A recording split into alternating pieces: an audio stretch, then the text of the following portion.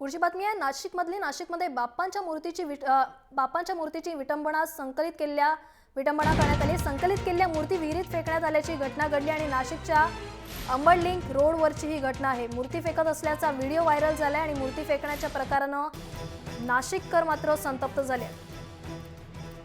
विसर्जनावेळी अनेक मूर्त्या या ठिकाणी त्यांचं संकलन करण्यात आलं, मात्र या मूर्त्या आता विहिरीत फेकण्यात आल्याचा व्हिडिओ जो आहे तो व्हायरल झालाय, त्यामुळे तिथले नागरिक जे आहेत ते संतप्त झालेत। मूर्त्यांची विटंबना केल्याची घटना या ठिकाणी घडली आहे। अंबड लिंक रोडवरची घटना आहे नाशिकमधल्या आणि या मूर्ती फेकण्याच्या प्रकाराने नाशिककर तिथले संतप्त झालेत।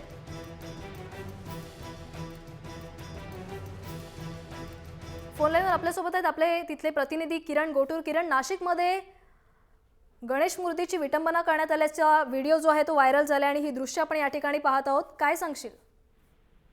नक्कीच, खरं तर गणपती विसर्जनाच्या दिवशी नाशिक महापालिकेकडून नाशिकमध्ये एक ठिकाणी कृत्रिम तलाव जे आहेत खरं तर तयार करण्यात आलेले होत्या। त्याच पद्धतीने नागरिकांनी गणपती दान करावं असं आवाहन देखील महापालिकेने केलेलं होतं। याच आवाहनाला प्रतिसाद देत जवळपास 22 लाख गणेश मूर्ती नागरिकांनी दान केलेलं होतं। हे दान केलेले मूर्ती खरं तर हे मूर्तीचं योग्य प्रकारे योग्य पद्धतीने विल्हेवाट लावण्याची खरं तर महापालिकेची गरज होती, महापालिकेचं काम होतं। असं न करता हे सगळे मूर्त्या ज्या आहेत गाडीत भरून नाशिक अंबड लिंक रोडवर असलेलं एक विहीर आहे, त्या विहिरीत अक्षरशः गाडीवरून फेकून दिल्याचं एक व्हिडिओ खरं तर आपल्या हाती लागलेला आहे। आपण यामध्ये बघू शकतो की कशा पद्धतीने महापालिकेचे हे लोक ज्या आहेत गाडीमधून अक्षरशः गणपतीच्या मूर्तींना फेकून देत आहेत। तर अशाच पद्धतीनं खरं तर गणपती फेकून गणपतीची विटंबना जे करायचं असेल तर गणपती संकलनच का केला असा संताप सवाल जो आता नाशिकमधले नागरिक विचारत आहेत। किरण, नाशिकमध्ये ज्या मूर्त्या संकलन केलेल्या त्यांचं हे विटंबन होत असल्याची दृश्य आपण या ठिकाणी पाहत आहोत, मात्र हे महापालिकेचे जे कर्मचारी आहेत अशा प्रकारे ते मूर्त्यांची जे विटंबना करतात त्यांच्यावर आता काही कारवाई होणार का?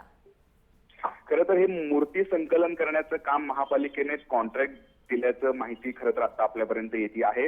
हे सगळं मूर्त्या ज्या आहेत त्या दिवशी विसर्जनाच्या दिवशी हे मूर्त्यात संकलन करून त्याचं योग्यरित्या विल्हेवाट लावायचं काम दिलेलं होतं महापालिकेने, पण हे कॉन्ट्रॅक्ट ज्यांनी घेतलेलं होतं त्याचे हे कर्मचारी असल्याचं समजतं आहे। त्यामुळे अद्याप देखील महापालिकेने कुठलीही कारवाई असेल किंवा कुठलेही आदेश जे कारवाईचे जे काढलेले नाहीत। आता किरण, तुला थोडंसं थांबवते, आपल्यासोबत फोन लाईनवर तिथल्या विरोधी पक्ष नेते आहेत कविताजी। नाशिकमध्ये बाप्पांच्या मूर्तीची विटंबना करण्यात आली। आम्ही जय महाराष्ट्रवर ही दृश्य दाखवत आहोत। ज्या संकलित केलेल्या मूर्त्या होत्या त्या अक्षरशः फेकून दिल्या जात आहेत, त्या मूर्त्यांची विटंबना होते, काय प्रतिक्रिया तुमची? प्रतिक्रिया अशी देईन की कुणाच्याही भावनेशी खेळण्याचा कोणी प्रयत्न करायचा नाहीये। खरं तर ही धार्मिक बाब आहे आणि कॉर्पोरेशन ही जबाबदारी उचललेली होती। आता कॉन्ट्रॅक्टर जबाबदार आहे की कॉर्पोरेशन या गोष्टींमध्ये न जाता पहिली जी महासभा 18 तारखेला महासभा आहे 19ला, आम्ही सगळे गटनेते मिळून त्यावर जाब विचारणार आहोत। नक्कीच, धन्यवाद कविताजी तुम्ही जय महाराष्ट्र संवाद साधल्याबद्दल। तर महासभेत या संदर्भात आता जाब विचारण्यात येईल असं कविताजी यांनी म्हटलंय। किरण, तुझ्याकडे पुन्हा एकदा येते, हे कॉन्ट्रॅक्ट कोणाकडे देण्यात आलं होतं नेमकं?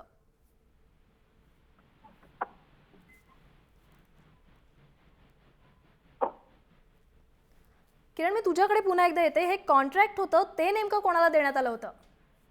अद्याप या बाबतीत महापालिकेने खुलासा केलेला नाहीये। खरं तर हे महापालिकेचंच काम आहे का कॉन्ट्रॅक्टचं काम आहे हे अद्याप स्पष्ट झालेलं नाहीये। एक प्राथमिक माहिती अशी समजते की हे काम एका कॉन्ट्रॅक्टला दिलेलं होतं, कॉन्ट्रॅक्टवाल्याला हे काम करण्यासाठी दिलेलं होतं, पण अधिकृत महापालिकेकडून अजून कुठल्याही पद्धतीचं ज्या आहे ती माहिती मिळालेली नाहीये। एकूणच महापालिकेने या सगळ्या प्रकरणावरती काय खरं तर भूमिका घेते आणि काय खरं तर जी कारवाई करते हे बघणं आता महत्वाचं असणार आहे। नक्कीच, धन्यवाद किरण या संपूर्ण माहितीबद्दल। तर नाशिकमध्ये बाप्पाच्या मूर्तीची विटंबना करण्यात आली। संकलित केलेल्या ज्या मूर्त्या होत्या त्या विहिरीत फेकण्यात आल्यात आणि इथल्या अंबड लिंक रोडवरची आता घटना आहे आणि यावर आता महासभेत आता याला जबाबदार कोण हा मुद्दा देखील उपस्थित केला जाणार आहे।